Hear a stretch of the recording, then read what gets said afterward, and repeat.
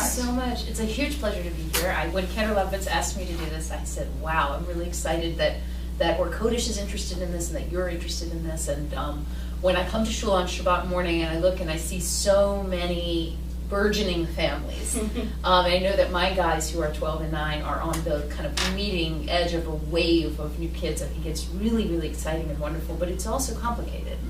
I think my life has never been more complicated than when I was trying to decide, am I going to have a baby? Will I have a baby? And then will I have a baby? You know, so having those questions out there is really important.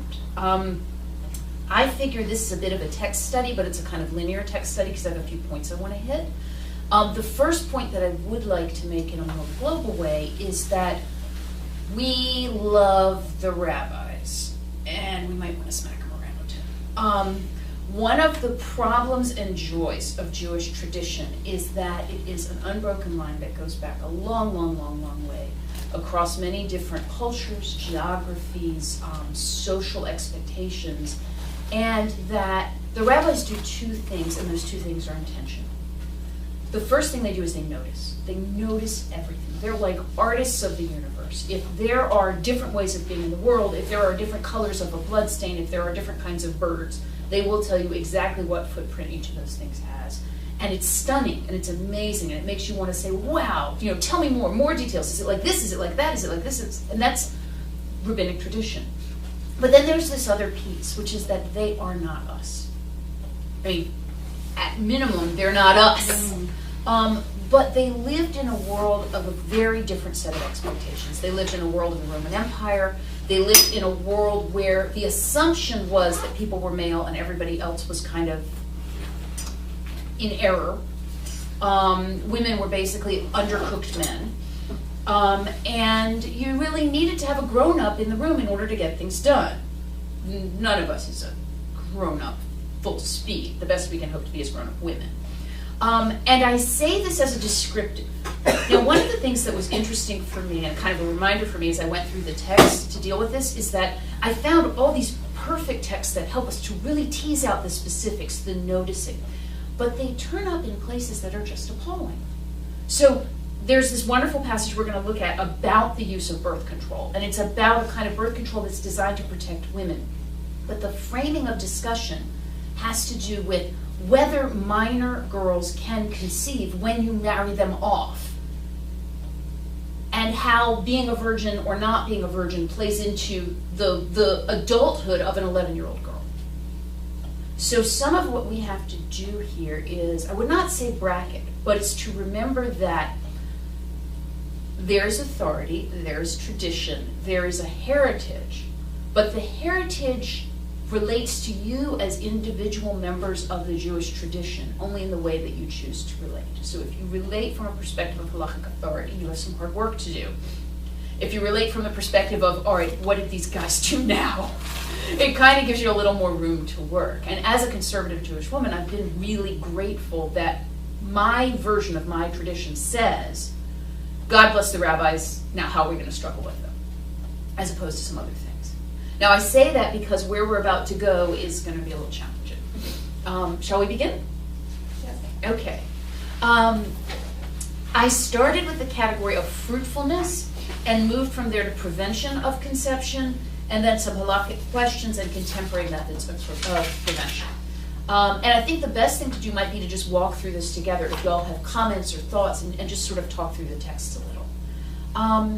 I decided to start at the beginning, a very good place to start, because when you read the first chapter of Breshit, you learn that God blessed the human beings, the human entities, Adam, and God said to them, be fruitful, be fertile and increase, fill the earth and master it. Be fruitful and multiply, and fill the earth and have dominion over it. So one of the starting places in the logic of the Israelite mind was that of creating community, peopleness, that people had authority in the world and that people have a responsibility to procreate.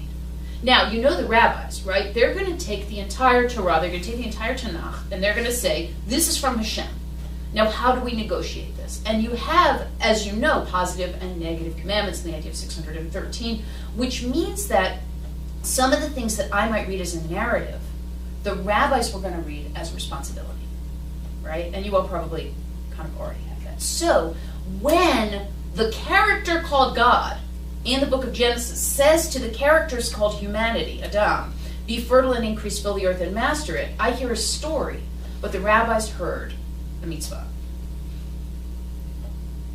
So your first thought to begin with is that procreation is required. Now hold that thought because it's going to get a little more complicated.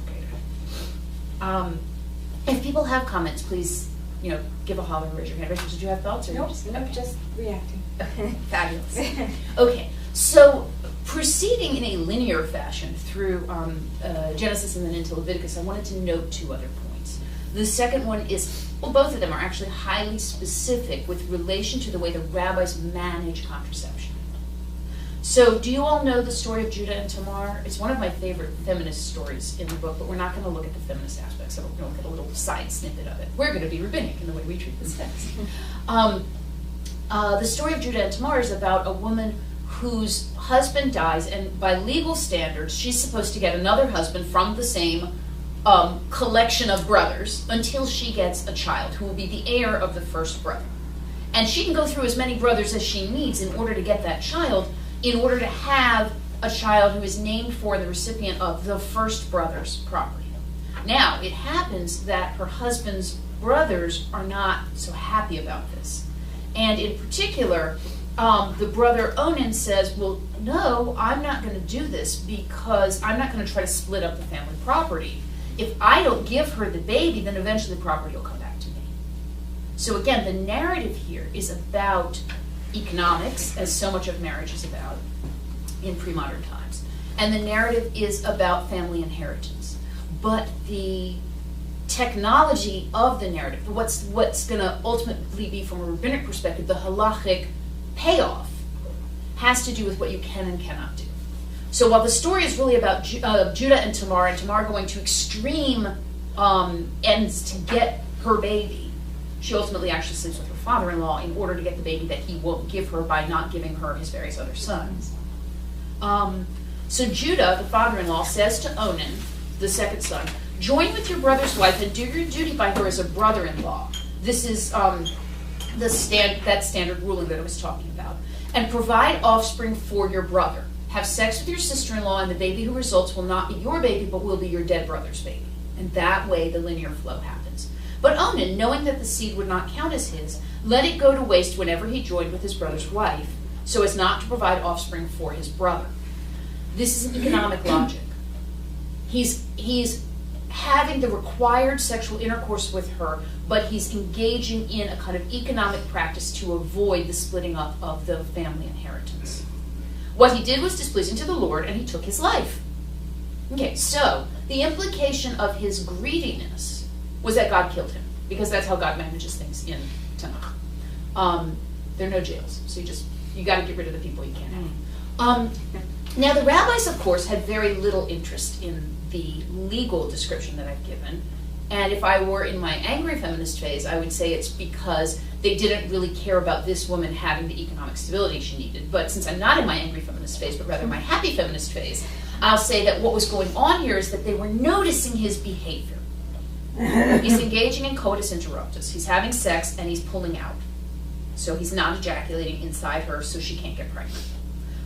Never mind the subtleties and nuance of the biology of this, because the rabbis didn't mind the subtleties and nuance of that biology. They cared about the biology they cared about and they knew about.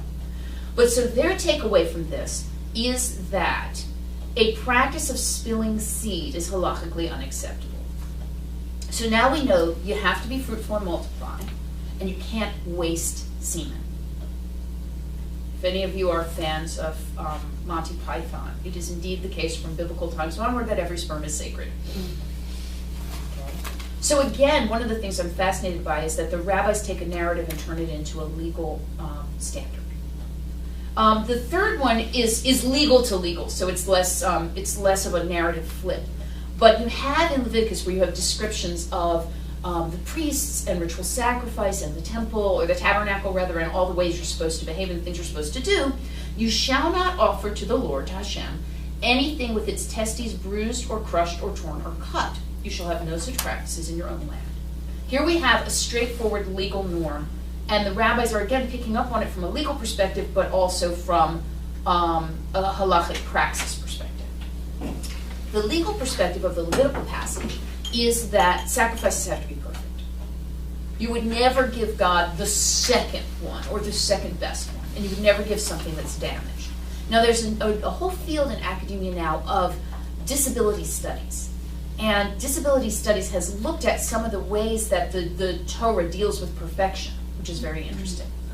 But the premise here is that perfection requires perfection, including that the reproductive organs are not in any way damaged. Now we're talking here about an offering, right? We're talking here about a ram, or we're talking here about a bird, or whatever it might be. But again, the rabbis extrapolated from there to say that, and they use the second verse, you shall have no such practices in your own land, to mean not only do you not offer a poor sacrifice, but you don't damage the reproductive organs of anybody. So that's no vasectomy? That's exactly what that is. Now, it initially came out in terms of creating a saris, creating a eunuch. So vasectomy would be the contemporary thing, but what they would have done would be to remove the testicles altogether. And that's, so now we know. You have to be fruitful and multiply. You can't waste seed, and you can't damage bodies. Barbara, you're looking very unhappy. Are you just waiting? Can you just tell what's coming down the pipe? No, the part that you talked about, like disabilities and stuff, just really also upset me. And also the part about perfection in the Torah. I never thought about all of that. So that was a little... And my Dead Sea Scrolls guys were even more extreme about this perfection thing. They were very obsessed with this idea of perfection. Yes. And when you said disability studies, were you talking in the general community or in Jewish learning? General community and Jewish learning, but also I've seen there's a couple of really interesting things that have been done about the Hebrew Bible in particular. There's a guy named Jeremy Skipper who's done a bunch of really interesting work, Schipper, on disability in the Bible. And it's really interesting because if you think about it, I don't want to get us too sidetracked, but notions of perfection and imperfection are really at the core of our human state, right? I mean, it's our imperfection that makes us human, and yet a desire for perfection is what brings us closer to God, and brings us closer to the angels. So there's this interesting tension. But thinking about embracing ourselves as imperfect people, I think is something that, at least in the Torah, there wasn't quite this sensitivity towards.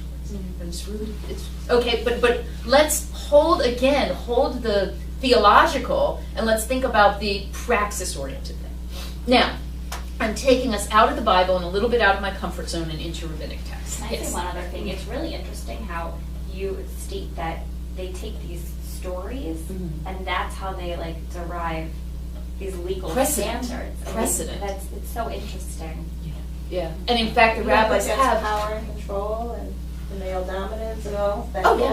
Check. Absolutely. But the other thing to remember when you think about the rabbis is the rabbis are operating at, the beginning of the composition of rabbinic oral and then written texts is after the destruction of the temple.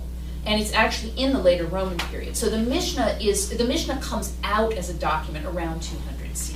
And then the Bavli, the Babylonian Talmud, is going to be much later. The Yerushalmi is in between. That's a shorter, more cryptic Talmudic collection.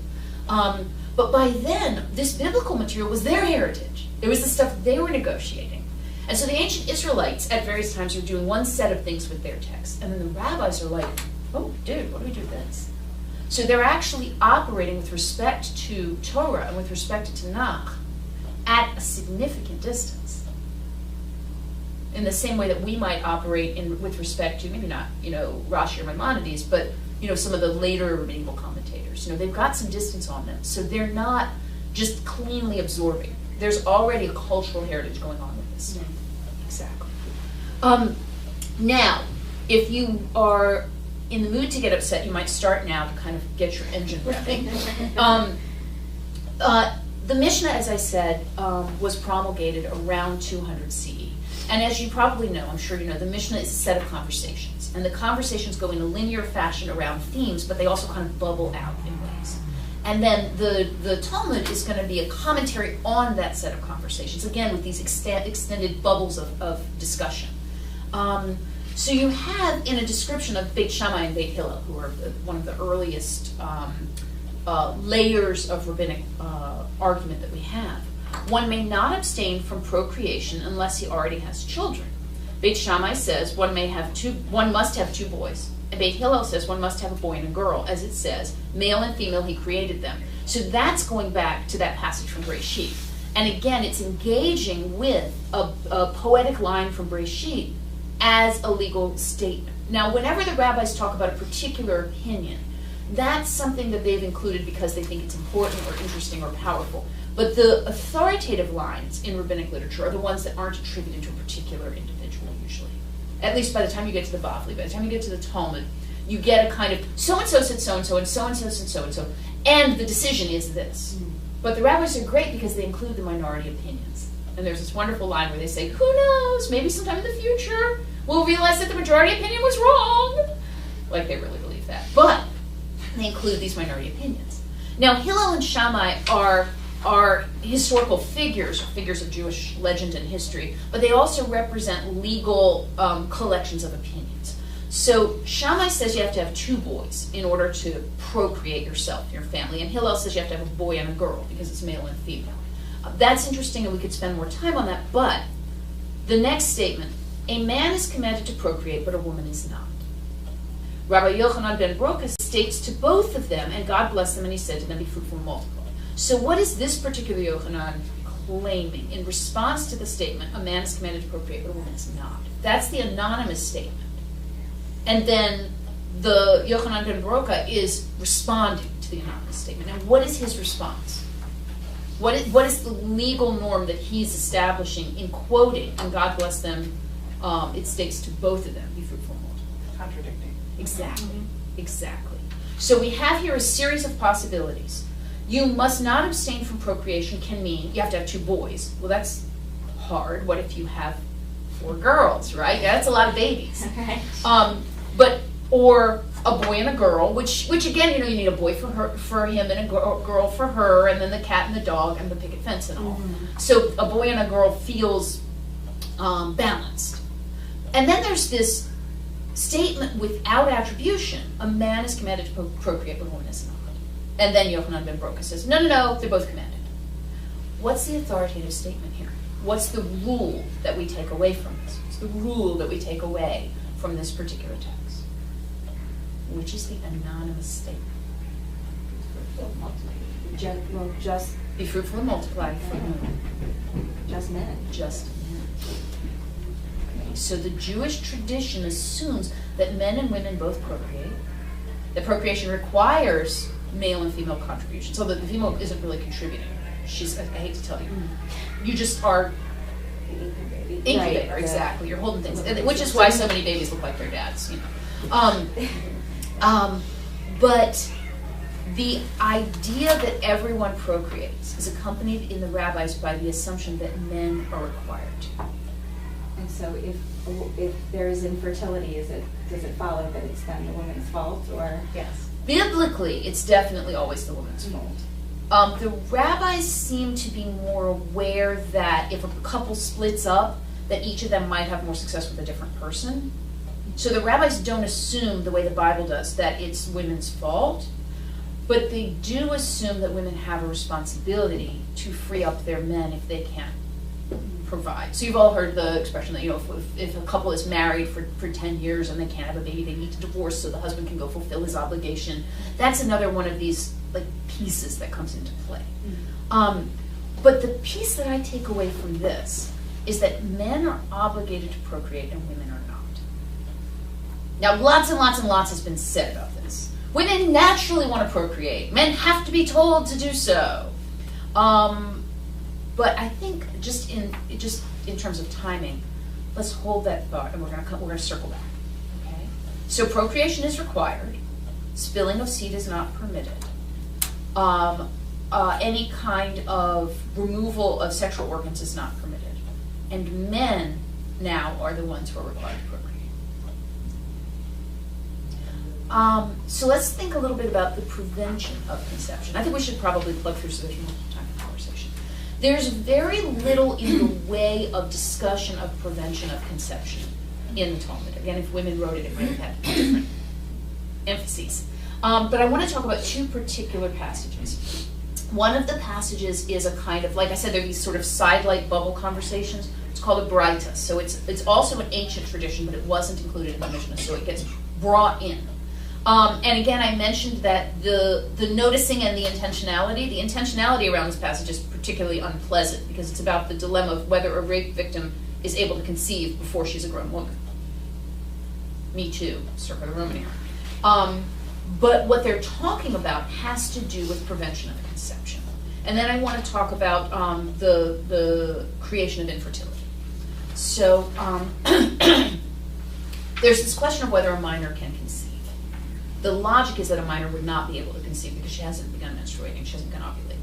But they're asking this question, can a minor conceive? And the response to that is this Braita. Didn't Rav Bevad teach a Braita before Rav Nachman? So it's the linear progression. It is permitted, I'm sorry.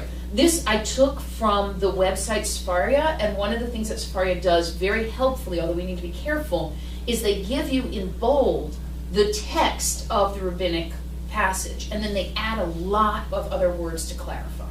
So if you were to read this, you would get, and can conceive, 3 women engage in relations with a moch. They are a minor, a pregnant woman, and a nursing woman. A minor, lest she conceive and die.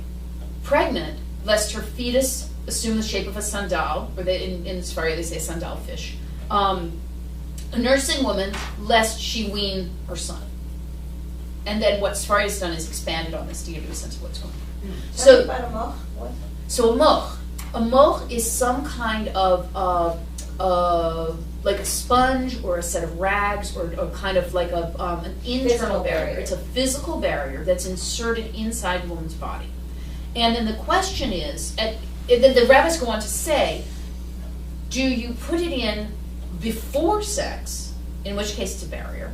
Do you put it in after sex, in which case it would be like mopping up or douching or something like that? How effective that is. And then the other question, which on the back I have, you have this question, who uses a moch?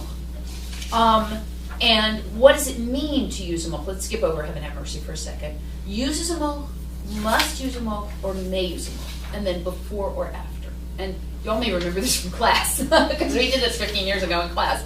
To say that, first, okay, let's actually pull back for 1 second.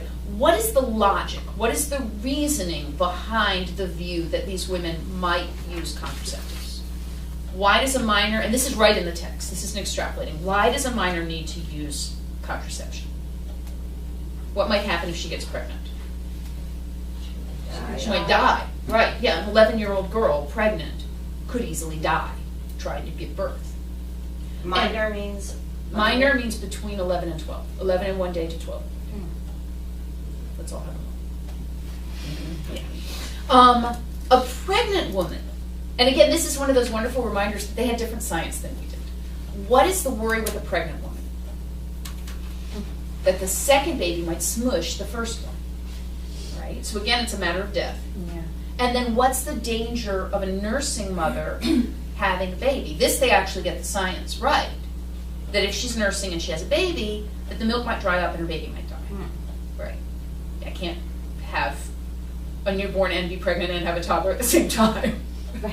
So, Although it happens all the time. Yeah. But okay, so there's something really interesting going on here. On the one hand, this suggests that contraception is to prevent death. Contraception is used in extreme moments to prevent death. But the other question is, how likely is a pregnant woman to get pregnant? Unlikely. Yeah, kind of zero. How about a nursing woman? Relative to a woman who's just standing there.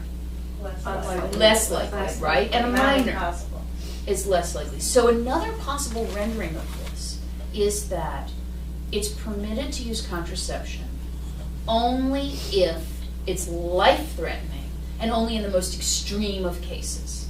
So if the only women who are allowed to use contraception are those who couldn't get pregnant anyway, maybe this is 100% anti-contraception. Right?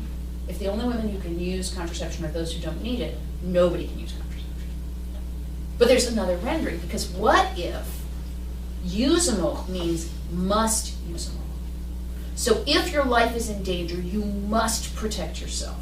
It's like saving a life on Shabbat. It's a pikuach nefesh kind of thing. If you must use a moch in cases to save your life, then that leaves aside the reality that you might be able to use a moch at other times. And then there's the before and after. So on the one hand, at the most kind of open, you have the possibility that any woman may use a moch for her own well-being at any time from before intercourse forward, because a woman who's risking her life must use a moch, and other people should use it if they think they need to, and they should put it in before, and they should protect themselves. That's like one end of the spectrum. The other end of the spectrum says the only person who should use a moch is somebody who's not going to get pregnant anyway, and they can't even do it till afterwards. Okay? And we're Jews, we have lots of opinions. But the thing to keep in mind is that this is halacha. This is incumbent upon people who take this upon themselves. So figuring it out is really an issue, because if you have a rabbinic decider, a posek, who comes down on the nobody does this side of things, then your limits are set by the authority that you take upon yourself. And if you have an authority who says, well, clearly we need people to be able to have this in order to protect them, and then everybody else needs to fall into line as well, you have a variety of possible renderings and limits. So where does science fit into this? It doesn't. No, they had their own science. The classical rabbis had a lot of scientific expectations and assumptions, including the fact that a woman was a vessel, and it was called the one-seed theory. And this comes, don't blame the rabbis, because this was prominent in the Mediterranean world, that the man puts the seed into the woman and it grows there. And if it grows long enough, it becomes a boy, and if it doesn't grow long enough, it becomes a girl. But in modern day, We know different things. The rabbis also had a still different sense of how not- long a menstrual cycle was. And boy, that messed things up. Yeah. So today in Orthodoxy, are you saying there's, in the Orthodox tradition, is there one interpretation, or are there still many? Do you really think there would be one No, interpretation? you're right. No, but I mean, there are standards, there are norms. And among the norms is the idea that contraception is a pretty, that contraception happens for a reason, right? Mm-hmm. Because you don't have sex outside of marriage unless you do. And if you do, that's kind of transgressive. The goal is, the ideal is, that sex cements a marriage. That sex is one of the ways of being married. Now, the rabbis, the classical rabbis, and today's rabbis know that some people have sex outside of that frame. That's a thing that happens. It's not a desirable thing. And the desirable thing is that sex between a married couple cements their emotional relationship and brings children into the world.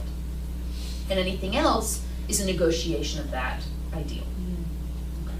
Now, there's one other passage I want to mention, and then I want to sort of open that up. And that's a story, but it's a rabbinic story. And so what do the rabbis do with stories? You know what they do with stories.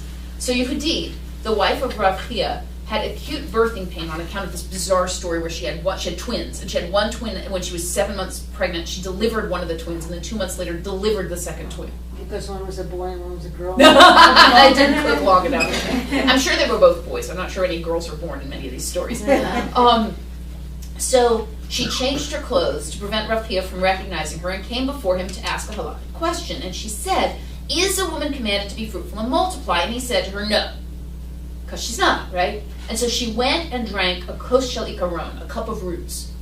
So remember that there are people out, there are these midwives, and there are people who know, like, the secrets and the things. So she sterilized herself. Eventually the matter was revealed, and he said, "If only you had given birth to one more belly for me." Now talk to me about what "if only" means. He didn't say to her, "We're going to kill you." He didn't say to her, "You're going to go to jail." He didn't say to her, "God's going to kill you." He said, "I'm disappointed." for me. For me. So what this means is he knows he doesn't have authority over her actions. But he's disappointed because it's his own wife. Anybody else's wife can sterilize herself. But I wish my wife had given me one more baby first. So what this tells us, this is a funny thing, because it suggests, it's backhanded. This is one of those backhanded moments where feminists get excited and then don't. Because what you have here is that a man can't control his wife's choice to stop procreating. He can only be disappointed about it. But if anybody's going to stop procreating, it has to be the wife. But she's not allowed to use birth control. Unless One it's of an extreme those, like, circumstance. circumstances. Yeah, that's like Exactly. So this is the catch-22 of the halakha. Now, how Jewish people today handle this is very mixed, and there's lots and lots and lots of things that happen. But what I want y'all to think about with me is biologically what's allowed and what's not, who gets to do what and who has to do what, and who made these rules. Should we flip? Okay. I hope you like my my visual aid. So I don't say Sharpie marker because I live in the 19th century. It works. Yeah. Okay. So talk to me about, well, so a kosh likaron, that's a permanent solution to a temporary problem. That's she is sterilizing herself. Or aborting. No. She's well. Everyone always, I think what's meant here is she won't be able to get pregnant again. Now, can a man do that? No. Why not? Because the obligation to be conformal is on the man. Because he has the obligation to be She conformal, doesn't. and why else? He can't. And he can't deface deface his his testes. Exactly. His testicles and his sperm and his reproduction are all required. Okay. So, she can sterilize herself in an extreme case. She can use birth control, maybe, the moch, in an extreme, maybe only the most extreme case, or maybe in a kind of, yeah, this is a way that you manage a situation. And even the classical rabbis leave open this possibility that a moch is something that a woman can do. Now, how does this play out in terms of contemporary methods of prevention? What are your options? What are some of the most common forms of birth control that also protect people? Well, let's do this a different way. In the global sphere, what is the one single way of not getting pregnant? Don't have any Don't have any sex. Not having sex, exactly. So that's thing one. And that you can totally do. If you don't want to get pregnant, you cannot have sex. Is that an option within rabbinic marriage? No. Why? Because sex is part of what makes a marriage. And because a healthy sexual relationship, according to the rabbis, is a good thing. Okay? So, you can't, get married and not have sex until you're ready to have children. You should not have sex until you get married. But, again, there's all sorts of iffies in there. What in our world is the second best way, or what are some of the other best ways of protecting your body while also preventing pregnancy? Condoms and other barrier methods. Barrier methods protect you from a lot of STDs, protect you from pregnancy. Tell me all of the ways in which condoms fit into this. They At all. don't, because they're for men. Right. They're a barrier method, so they waste seed. But she can use it, the female. No, because it's still a barrier method and it's still wasting seed. She takes that out, Yeah. and there's the seed, right? You can't block the ejaculation into the woman's body. You can't pull out. We know God will kill you for that one. You can't waste seed. Even in the context where people are doing fertility treatments and they need to measure sperm, there's a fertility condom that they use. That one possible way, not everybody does this, but one possible way that you can check on infertility on the male side in contemporary, like in Israel, is they have condoms with a pinhole in them. So the husband and wife have intercourse and save the sample, and there's the theoretical likelihood, because of the pinhole, that it might have been a fertile intercourse. And then you take that to your doctor figures out why your sperm count is so low, or whatever. Right? Yeah. But isn't even just the act of putting it on contrary to the obligation of the man to procreate. But that's for the greater good, because the whole point of that is to figure out why they can't have their babies. So for the purpose of having a baby, you can give a sperm sample, but you can't do it into a cup I'm sure there are plenty of Orthodox men who go to the doctor and do it that way. But one of the halakhic workarounds is to do that.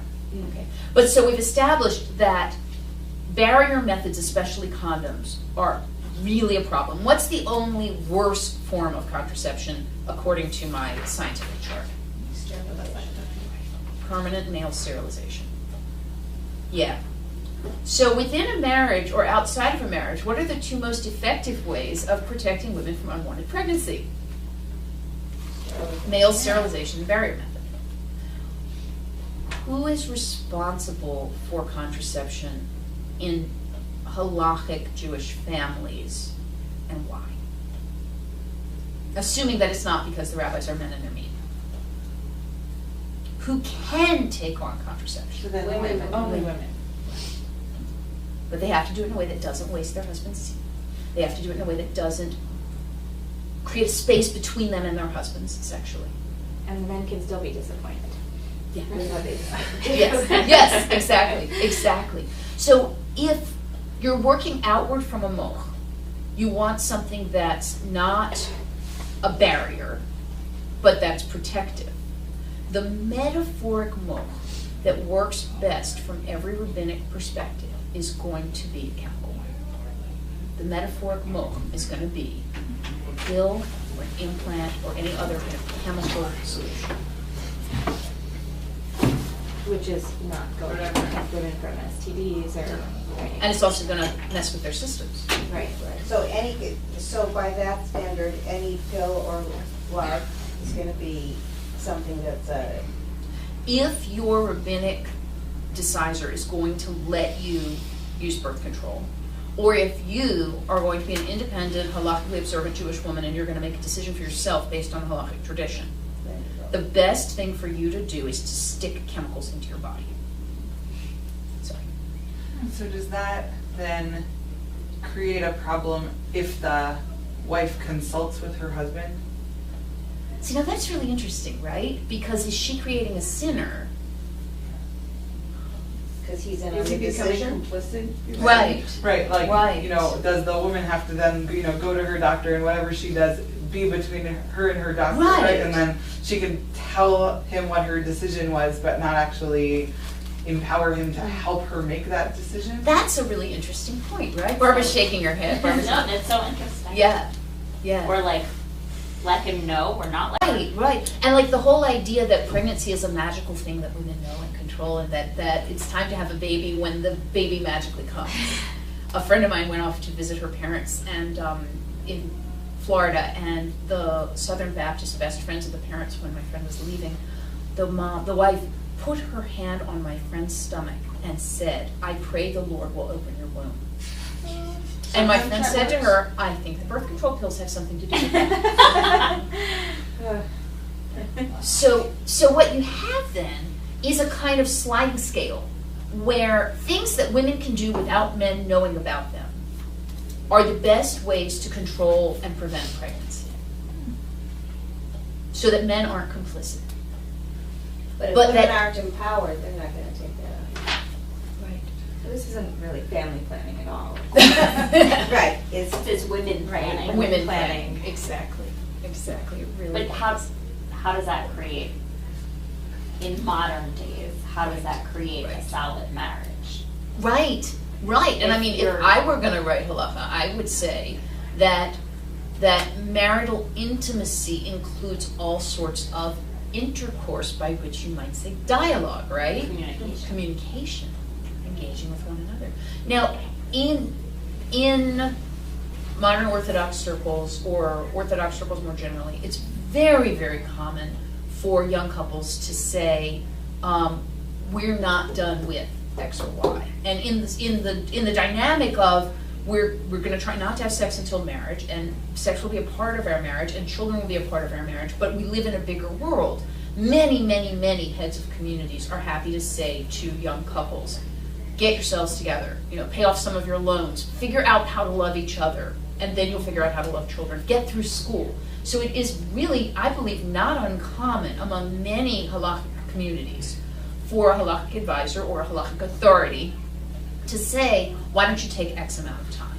And sort of to your point about, the condom with the pinprick being okay because it's in the broader, goal of right. And procreating it's later not on. transgressing the halakha. Right, and maybe, if young people get themselves together and use some of these methods while they're doing that in the broader sense, that will lead to more procreation and a stronger marriage and all of that. And if you only have 5 kids instead of 8, I mean, that's really, if they're 5 happy, healthy kids, it's not so bad. Because what did the rabbis say? You only really need 2. But in the community where my sister-in-law lives in Jerusalem, they don't go by that. So What do they go my by? niece says she's 24, she has 4 kids under the age of 5. Because they're girls, she has to keep going. And she's not well, because you can't, the science shows you have to have spacing. Her mom, my husband's sister, had 5 in a very short period of time, hemorrhage. She's had major complications. She's paraplegic now as a result. So they let her, because it was a life or death, she could control her destiny for a few years, and then she had to continue having kids. And it's interesting because sociologically, that's not how it worked at the time that these guys were formulating these laws. In the ancient Roman Empire, women did tend to nurse, sometimes for 2 or 3 years, and that helped contribute to a natural contraception. So it's not always the case. I'm sure there were plenty of kids who were 14 months apart, 13 months apart, whatever, but it was also commonplace to nurse for longer and to space out your kids. And because if you don't have reliable birth control, and you might have a fertility cycle of 20 years, you don't want to have 20 kids, right? I mean, some people did historically. But now 15 or 20. there are big communities that that's what the goal is. Right, exactly. It's a different social reality. But it's not, I want to just sort of suggest that it's not halakhically traditional for women to have kids every year.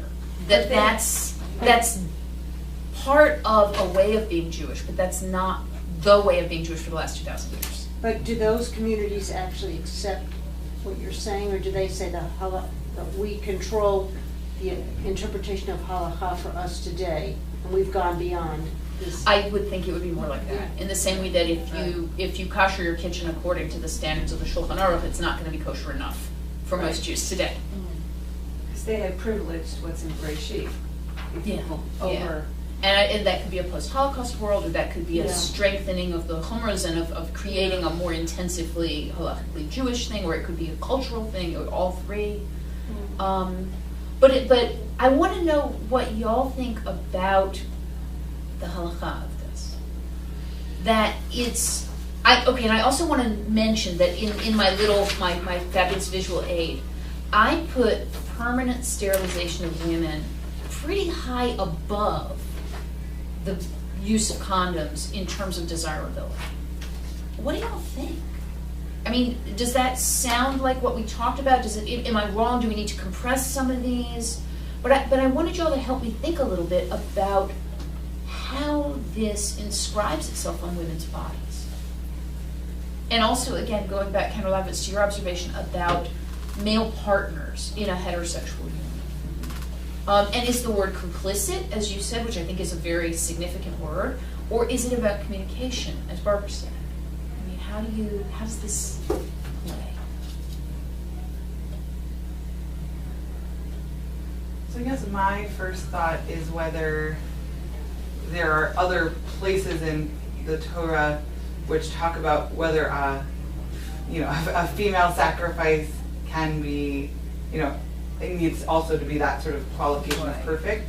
And if the extrapolation from there would be, so you also shouldn't damage the female body, right? I'm not sure that sort of happens.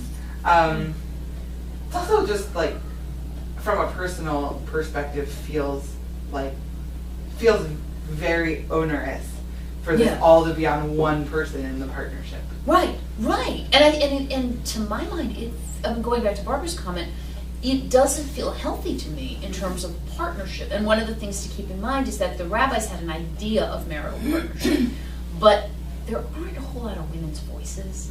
I mean, there are places where rabbis say, well, I asked my wife and he asked his wife and we figured out what this rule would be. But that's the exception rather than the rule, right? So what's your role as a Jewish person? What's your responsibility as a Jewish person if this is so onerous on women? You know, what if you're the gynecologist? What if you're the husband? What if you're the wife? How does that play? You're looking really thoughtful. Yeah, well, I just think that I work in women's health and family planning, so it's very interesting to me. What do you do? I'm a nurse practitioner, and I do reproductive health. Well, tell us So help us. I was just thinking that like that's still the way it is now. I You have know, the same reaction. This like even Oh my gosh, say more. you Say look more at about this, and like the only thing that men can do to control their fertility are condoms and a vasectomy, and everything else is on the woman. Uh-huh. You know, and yes, where is the focus of science and research, and what are most people doing? I mean, they're way at the top. You know, they're at the top Yeah. here. So Yeah. it still seems it's like still this like is all to have And a then where do you baby, put it's- Viagra in here instead of a men's Yeah. pill? We have a men's pill and it but it's goes not the other way. right. Wow. You know, like women, even when you have a baby, the woman, it's like her responsibility, right? Like if a woman abandons her baby, it's abandonment. But if the man does, and I'm saying like in our culture, not just Yeah. Judaism, like it's not abandonment on the guy. And you know, to have an abortion, then the man doesn't have to consent, the woman has to consent. So it's still like everything is still. I would say the same thing. I've worked in women's health for many, many years, and that has always been on the woman. Yeah. Because you could say, that whole thing when the man's pill was trying to be tested, and some were saying, oh, it's just not fair, why don't men take a bigger role? But women were saying, I don't trust them to take that, you know, and be reliable. I have to take care of it myself. I have to take care of it. So. Yeah, no, that's actually a really interesting flip side. And I'm certain that's not the rabbi's intentions, but the flip side that women's responsibility can become women's ownership, right? I mean, nobody said that as Jewish people we don't have access to these texts. Well, everybody said that as Jewish people we don't have access to these texts, but we can say, guess what, we do. So one of the things to think about there would be how you're going to read the Moch, right? Yeah. And read like a rabbi, right? Because the rabbis say may or must, they say before or after, and that one, and I mean, remember from the way the language is framed, it says 3 women use a moch. It doesn't say before or after, it doesn't say must or may.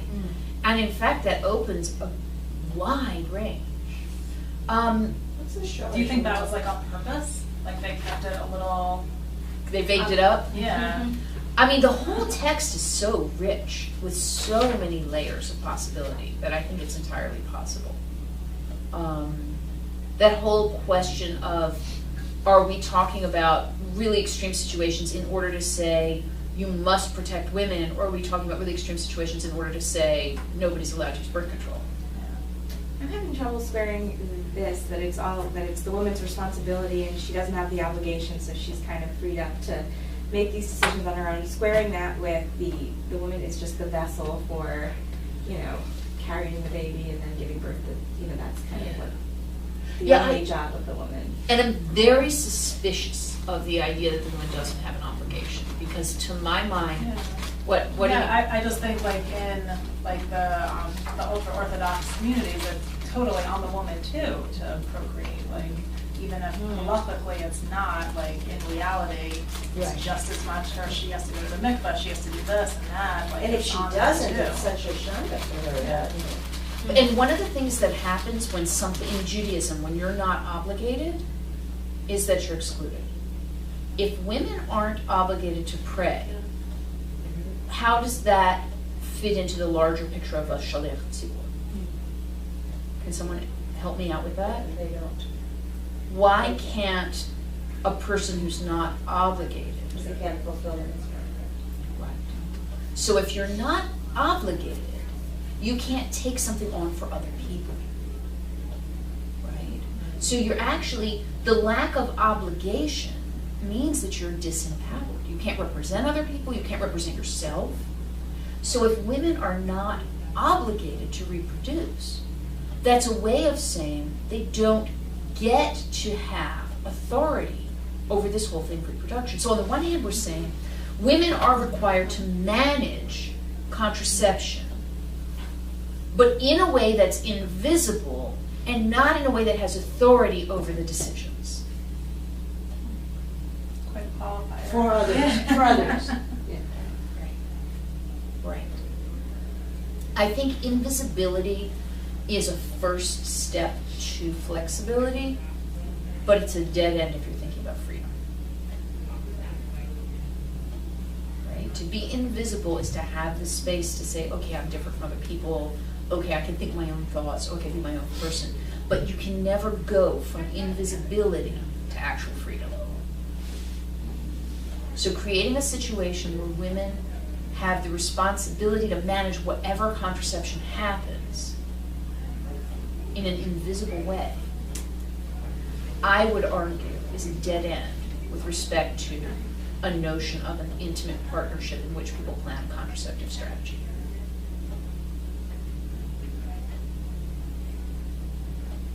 And I think that frequently the authority in the most halakhically observant communities goes to a third party who says, you have X amount of time, and then it's baby time.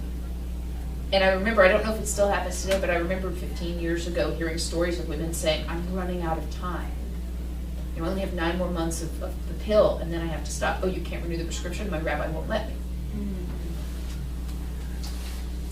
So I think that as participants in a halakhic tradition, Jewish people have the obligation to say, how do these rules play out?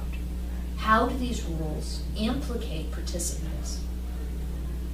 And if I'm going to talk about, this is like sort of an extreme, but if I'm going to talk about people on whom halakha is incumbent, people who are responsible to halakha, or people who are pleased with halakha, because it's a really cool idea, because these rabbis are noticing, right? They're really good noticers.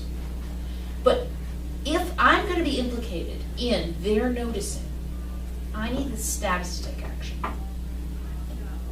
So some of this gender stuff really has to be reworked. You got to think in terms of people.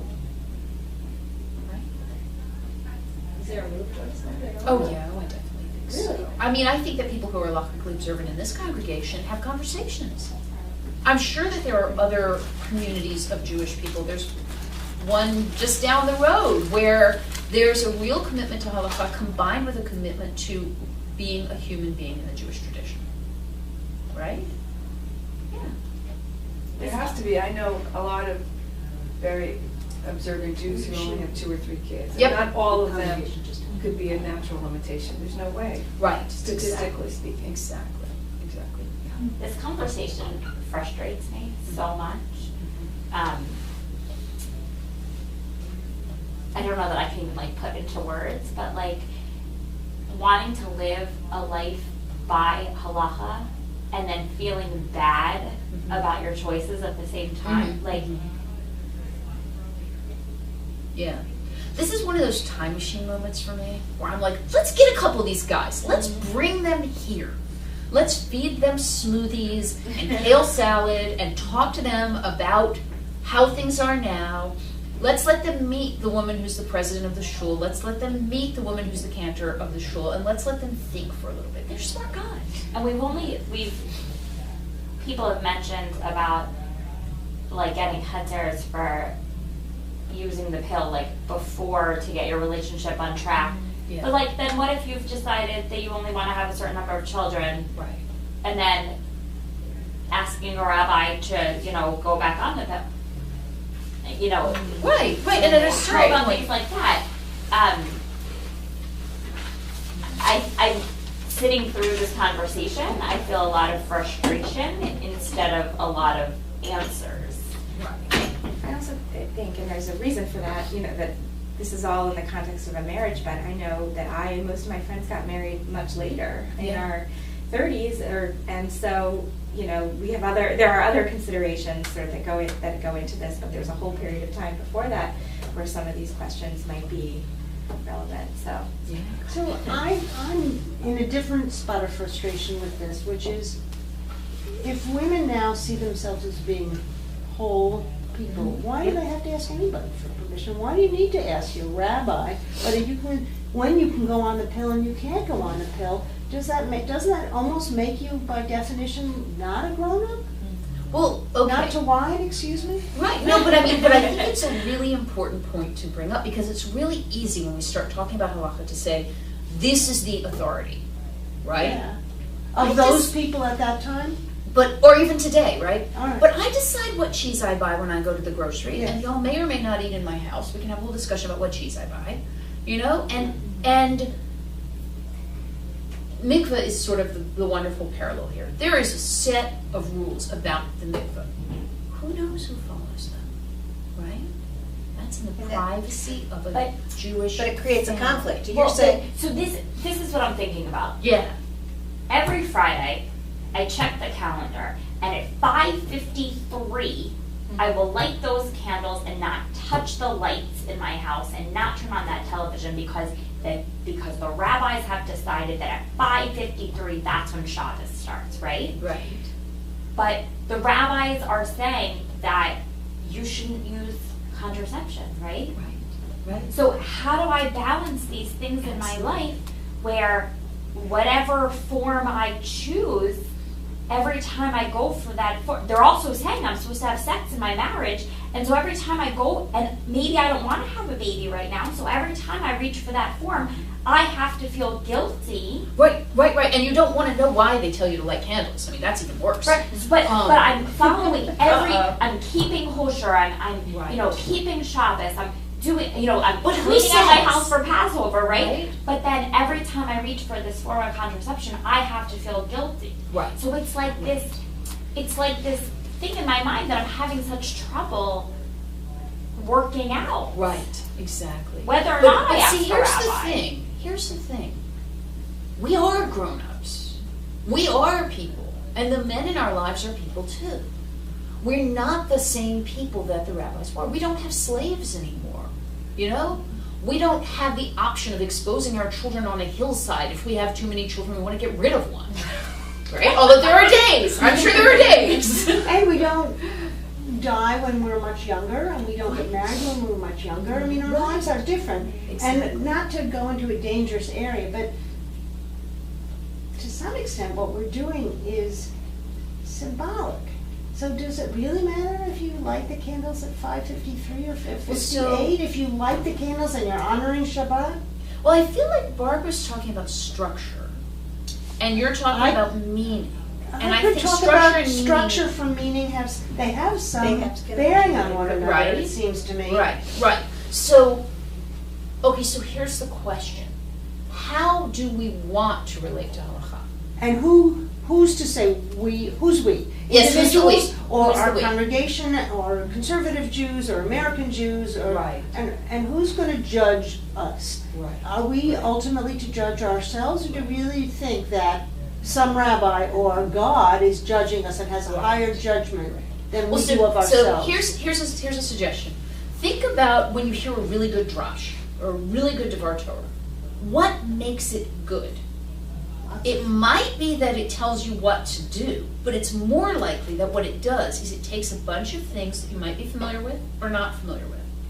It gives you a renewed sense of why they're interesting and significant and meaningful and why they fit into a larger halakhic picture. And it kind of stops you and says, hey, look, it builds structure. So think about the moch. If I were able to come in and say, I've got like this whole spectrum, and I were able to give a really good drush on like this slice right here and say, okay, I want to talk about the moch as a before and as a life-saving thing and as something that happens infrequently. And I can build for you by pulling in other Tanakh stuff and pulling in other rabbinic stuff and pulling in whatever, what did Abraham Joshua Heschel have to say? What did Susanna Heschel have to say? And I can create a drash that makes you feel connected to the vibrancy of Jewish tradition, including a halakhic set of norms that some people consider authoritative. I feel like that's the job.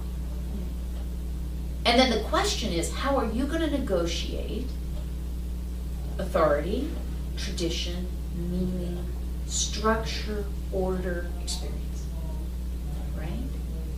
I don't think that in most of our lives we allow other people to tell us who we are. I think most of us work really, really hard not to do that, and it can be really hard work.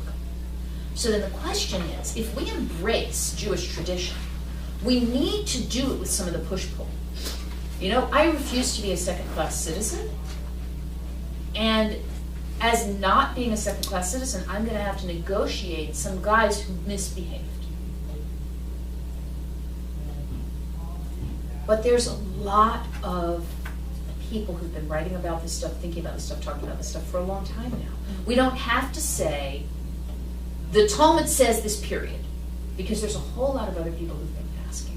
And when I think about, Barbara, when I think about the idea that it's a holistic system that is powerful and meaningful, and that when we embrace it, it gives a greater structure and beauty to our lives, I find it hard that that system began at a time when people offered animal sacrifice, and at a time when innovation was, human sacrifice is a bad idea. And I find it hard that it was reworked by the rabbis in a time when slavery was just neutral, just an economic reality. And I find it amazing, almost spiritually amazing, perhaps even, let me say spiritually amazing, that we can draw so much meaning out of these things that come from times and places that are not us. And have always been changing. And have always been changing. Yeah, the times, right. the particulars on the ground, as well as Right. interpretations, and who got to interpret. Exactly. But so then we hit a problem because we have this heritage, we have these artifacts. And the negotiation of the artifacts can't be to blow them off. You know, that there are a lot of conservative Jewish responsive texts that say, the halakha says, blah, blah, blah, blah, blah, blah, blah, and we don't do that. No, I'm a conservative Jew from birth, and I don't want to understand the halakha and then reject it. There's got to be a slightly more nuanced relationship.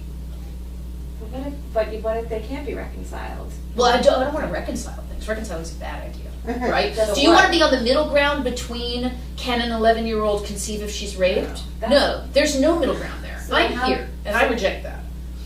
So how do you not reject, I mean, so what Right, is the? right. I think it's appropriate to be appalled. What's the old bumper sticker? If you're not appalled, you're not paying attention. Mm-hmm. But I think it's also important to say, well, is there anything we can take away from this? Mhm. But no, there is Not no accepting compromise, it. right? Okay. So the Because some question, things you have to reject Yeah. as. absolutely. But with an understanding of it. Right. Not just- Well, so then this question is, what might the rabbis have meant when they were trying to give birth control to an 11-year-old who'd been raped? I mean, I'm going to grab hold of that, and I'm going to say, I want to locate myself on the absolute edge of this conversation. So the bumper sticker for that is, you've come a long way, baby. And you're still appalled. Right. Yeah, I think so. I think that one of the benefits of living now in this Jewish world is that we are people, and that we have partners in conversation, and that it doesn't have to be oppositional, and that not all of the authority figures are clueless on what women want. Mm-hmm. And some of the authority figures are women. So I think it's about opening a conversation, and I think it's about honoring and valuing a really problematic tradition and embracing it and asking, where are my structures? Right? I mean, kidney oat really bothered me. What was the conservative movement thinking? Why did they do that? I mean, it's so much more convenient to think about eating kidney oat on Pesach, but at the same time, like, I'm an Ashkenazi Jew. For hundreds of years, we've been torturing ourselves. But why? Yeah, there is a but why factor. But that's one of the things. How are you going to negotiate kidney oat? The conservative movement says one thing. Your ethnic tradition might say another. Your mother-in-law is going to say a third. And you and Gary are going to decide whether or not you have kidney oat in your kitchen. And you're not going to sneak kidney oat behind him. Well, you might, but probably not. So so one of the things that's really weird is we're going against the whole rabbinic premise that men do the talking in order to embrace the noticing and the details and the specifics while facing up to the ugly assumptions and not letting them be the driver of the conversation.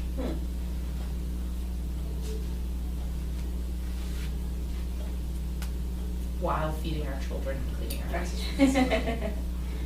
Don't forget to breathe. Thank you all so much. Don't forget what? Thank you. Breathe. you. Yeah.